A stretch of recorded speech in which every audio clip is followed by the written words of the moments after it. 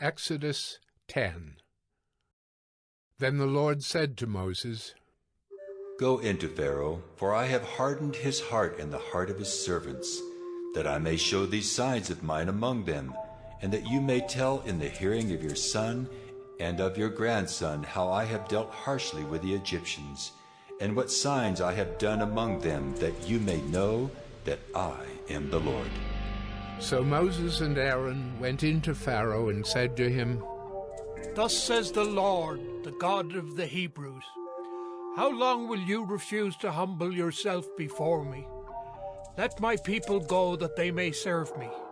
For if you refuse to let my people go, behold, tomorrow I will bring locusts into your country, and they shall cover the face of the land so that no one can see the land. And they shall eat what is left to you after the hail, and they shall eat every tree of yours that grows in the field. And they shall fill your houses, and the houses of all your servants, and of all the Egyptians, as neither your fathers nor your grandfathers have seen, from the day they came on earth to this day. Then he turned and went out from Pharaoh. Then Pharaoh's servant said to him, How long shall this man be a snare to us? Let the men go, that they may serve the Lord their God. Do you not yet understand that Egypt is ruined? So Moses and Aaron were brought back to Pharaoh, and he said to them, Go serve the Lord your God. But which ones are to go? Moses said, We will go with our young and our old. We will go with our sons and daughters, and with our flocks and herds, for we must hold a feast to the Lord. But he said to them, The Lord be with you if ever I let you and your little ones go. Look, you have some evil purpose in mind. No.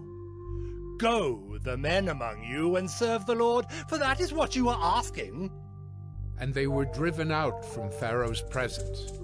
Then the Lord said to Moses, Stretch out your hand over the land of Egypt for the locusts, so that they may come upon the land of Egypt, and eat every plant in the land, all that the hail has left. So Moses stretched out his staff over the land of Egypt, and the Lord brought an east wind upon the land all that day and all that night. When it was morning, the east wind had brought the locusts. The locusts came up over all the land of Egypt, and settled on the whole country of Egypt, such a dense swarm of locusts as had never been before, nor ever will be again. They covered the face of the whole land, so that the land was darkened, and they ate all the plants in the land and all the fruit of the trees that the hail had left. Not a green thing remained, neither tree nor plant of the field, through all the land of Egypt. Then Pharaoh hastily called Moses and Aaron and said, I have sinned against the Lord your God and against you. Now therefore, forgive my sin, please, only this once, and plead with the Lord your God only to remove this death from me.